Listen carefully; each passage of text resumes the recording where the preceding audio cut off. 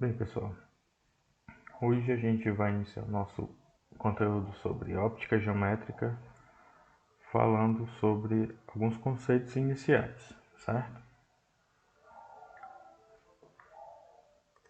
Primeiro, óptica é a parte da física que estuda a luz, que estuda os fenômenos luminosos em geral, que estuda a visão.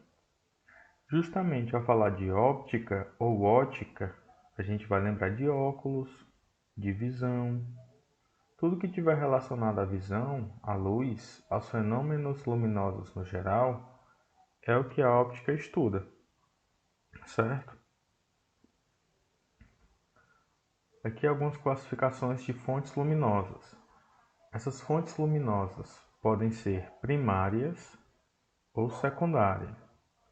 Fonte de luz primária é aquela que emite luz própria naquele momento, como, por exemplo, o sol, uma vela, desde que esteja acesa, ou uma lâmpada, também desde que esteja acesa. Se está emitindo luz naquele momento, a fonte de luz é chamada fonte primária.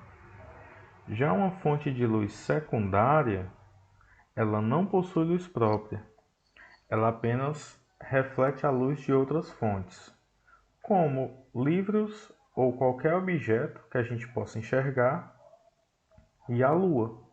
A lua, ela é uma fonte de luz secundária. Por quê? Porque ela vai refletir a luz do sol.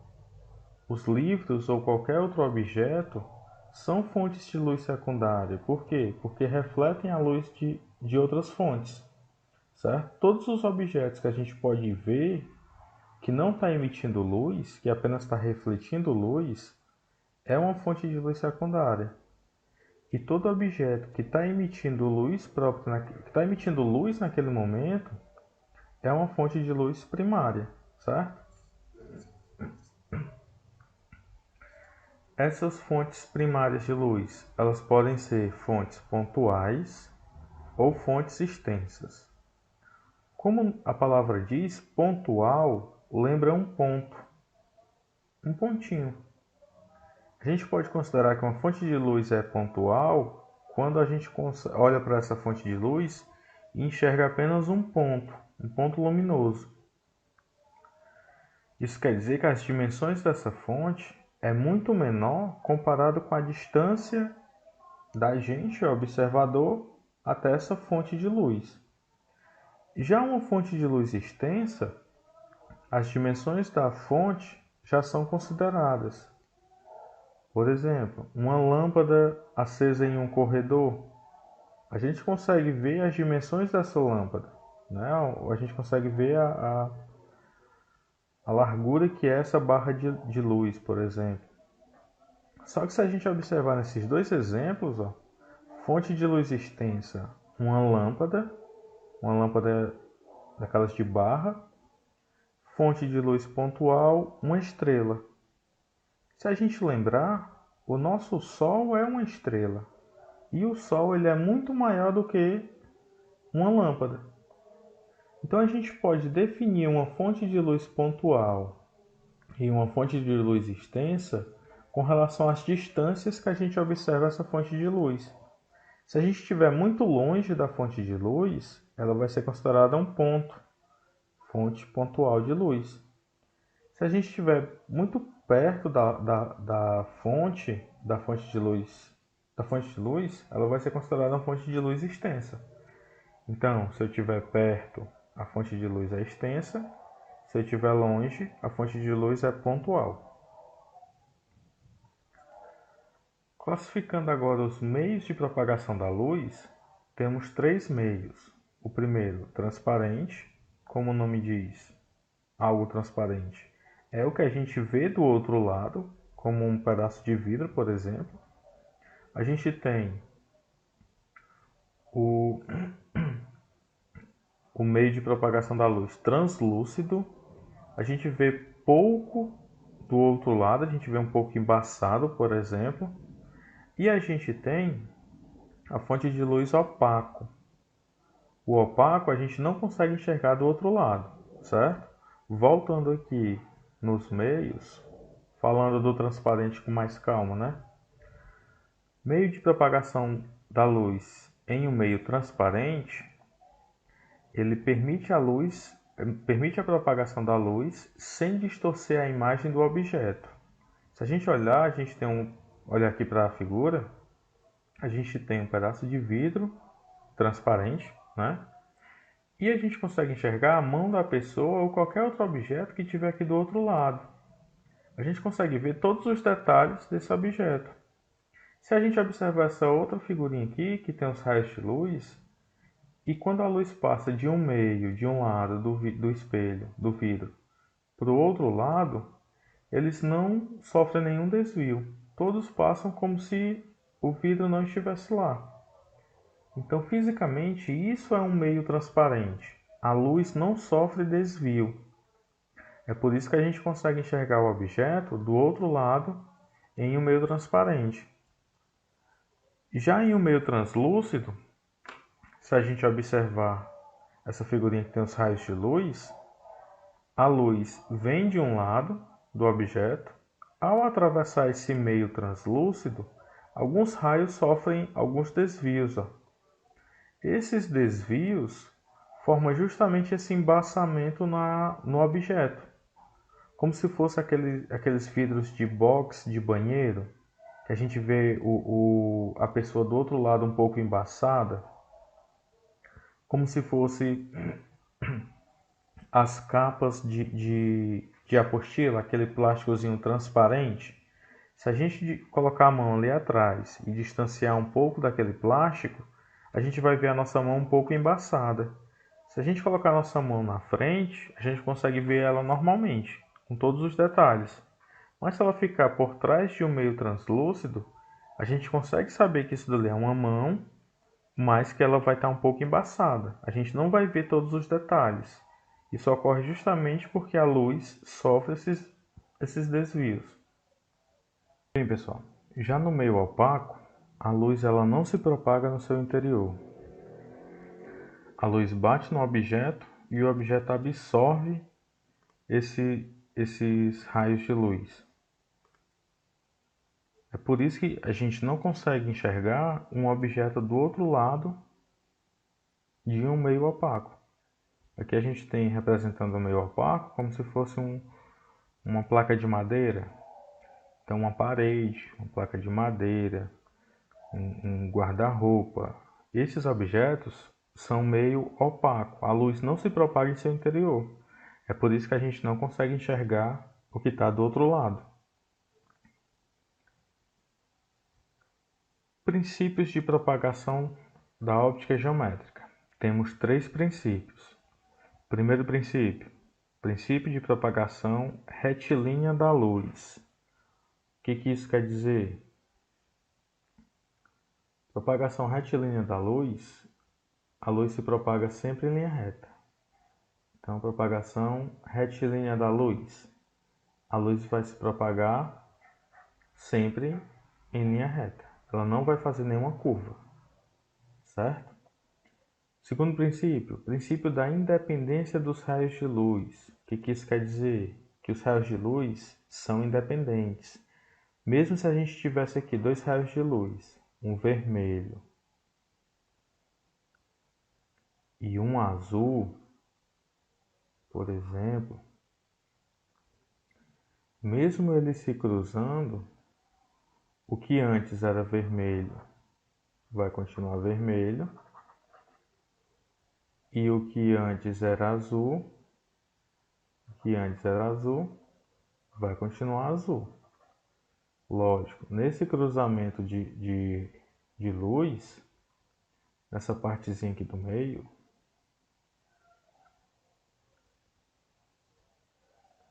nessa região aqui do meio, onde os raios se cruzam, elas vão se misturar e vai formar uma outra cor.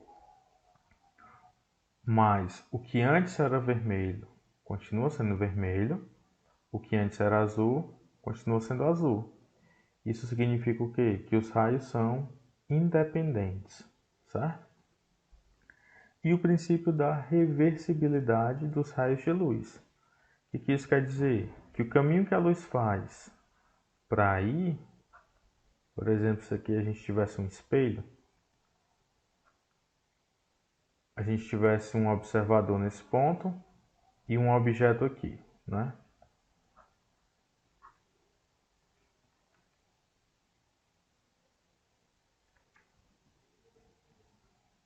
Isso quer dizer que eu vou enxergar o objeto. Um instante. Pronto. Um instante. Se a gente tivesse um observador nesse ponto e um espelho aqui, quando a luz bate nesse espelho, a gente consegue ver o objeto lá do outro lado, certo? Se a gente invertesse as posições do objeto e do observador, o raio de luz iria percorrer o mesmo caminho. Isso aqui é a reversibilidade, reversível. O caminho que o raio de luz faz para ir é o mesmo caminho que ele vai fazer para voltar, caso a gente invertesse a posição do objeto e do observador, certo? Então, lembrando aqui mais uma vez, princípio de propagação retilínea da luz. A luz se propaga em linha reta. Sempre vai se propagar em linha reta. Princípio da independência dos raios de luz. Os raios são independentes. Isso quer dizer o quê? Que mesmo quando esses raios se cruzam, o que antes era azul vai continuar sendo azul e o que antes era vermelho vai continuar sendo vermelho. Mesmo eles se cruzando, eles vão ser independentes um do outro. E o princípio da reversibilidade é que o caminho que o raio de luz faz para ir é o mesmo caminho que ele vai fazer para voltar. Feixes de luz. Esses feixes de luz, a gente pode ter o feixe de luz divergente, onde a luz sai de um ponto e se espalha. Pode ser convergente, onde a luz sai de vários pontos e se concentra em um único ponto, certo? Converge para uma região. E paralelos, onde os raios de luz sempre vão ter a mesma distância. Temos esses três tipos de feixes. Divergente, sai de um ponto e se espalha. Convergente, sai de vários pontos e se unem, chegam a um determinado ponto. E paralelos. Os raios têm sempre a mesma distância, certo? Aplicações dos princípios da óptica. Justamente aqueles três princípios. Primeiro, luz se propaga em linha reta. Segundo, os raios são independentes. Terceiro, o raio de luz é reversível. Então, devido ao primeiro princípio, que é a propagação retilínea da luz, a gente tem esses quatro fenômenos aqui, que nessa aula a gente vai iniciar com esses dois, que é a câmera escura e a determinação de sombra em prédio, que é determinar a altura do prédio através da sua sombra, certo? Na aula seguinte, a gente vê conceitos de sombra e penumbra e a parte de eclipses solar e lunar, certo? Então, indo aqui para a parte de câmara escura. A câmara escura baseia-se também no princípio de propagação retilínea da luz. A câmara escura pode ser considerada a origem da máquina fotográfica atual. Por que isso?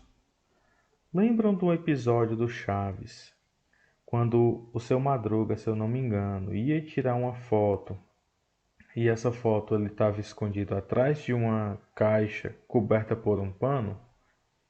Isso é uma câmara escura. Basicamente, o que é que nós temos nessa câmara escura? É uma caixa onde o seu interior é totalmente escuro. Nesse lado aqui é feito um pequeno furo. Nesse caso aqui a gente tem um furo maior, coberto com um cartão preto, e um pequeno furo no meio desse cartão.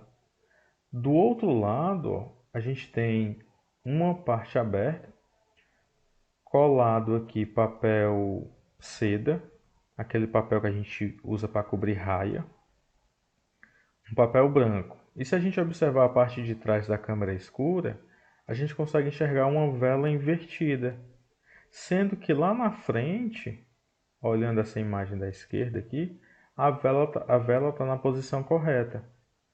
Então, na câmera escura, no interior da câmera escura, ela vai inverter o objeto.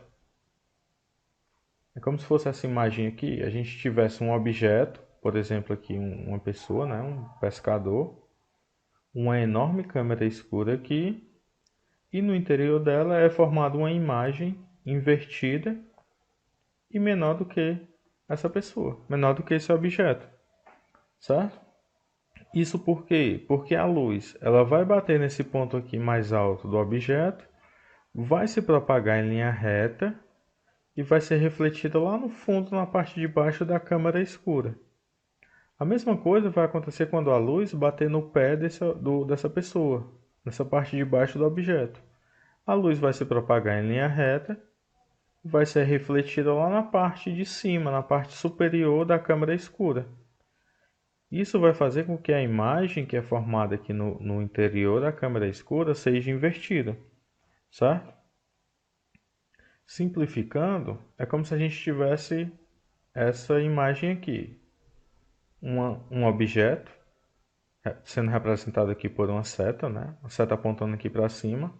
Na frente de uma caixa, de uma câmera escura, é formada uma imagem no interior dessa câmera escura, invertida e menor.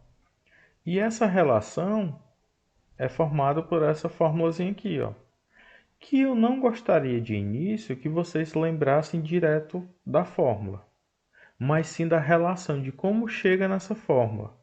Se a gente observar nessa relaçãozinha aqui, a gente tem duas distâncias, ó, um D grande, D maiúsculo, e um Dzinho, um D minúsculo. O D grande, o maiúsculo, é a distância do objeto até a câmara escura. O D minúsculo é a distância do orifício até a imagem. É o tamanho da câmara escura. Do outro lado da igualdade, a gente tem duas alturas, dois Hs. Um H grande, uma altura grande, que é a altura do objeto, e um H pequeno, um Hzinho, que é a altura da imagem. Então percebam a relação que existe aqui, ó. Distância do objeto está para a distância da imagem, assim como a altura do objeto está para a altura da imagem. Essa é uma relação que a gente pode montar, que é o que está aparecendo aqui, ó. Outra relação é fazer justamente a altura do objeto está para a altura da imagem, assim como a distância do objeto está para a distância da imagem, que é essa mesma equação, só que ela sendo invertida, né, digamos assim, certo? Então vai ser basicamente uma regra de 3 que a gente vai fazer. Eu só preciso associar que se eu começar a trabalhar com os dados do objeto, eu tenho que pegar altura, altura com altura, distância com distância. Se eu comecei com a altura do objeto, do outro lado da igualdade tem que estar em cima a distância do objeto, que é o que está aparecendo aqui, certo? A mesma coisa vai ser válida para a determinação de altura através de sombras. Se a gente observar aqui, a gente tem um prédio, digamos que o sol está desse lado aqui e está formando uma sombra desse lado direito aqui dos objetos. A gente tem um prédio e uma haste. Um prédio a uma certa altura, altura H, né, altura Hzão, e uma haste de altura Hzinho, formando cada um a sua sombra, um Bzão e um Bzinho. Poderia ser um D também, de distância. A gente poderia, no lugar desse B, ter um Dzão e um Dzinho. Aí nessa relação aqui também poderia ficar Hzão sobre Dzão, Hzinho sobre Dzinho. A altura do prédio está para a sua sombra, essa altura aqui, ó, está para a sua sombra, assim como a altura da imagem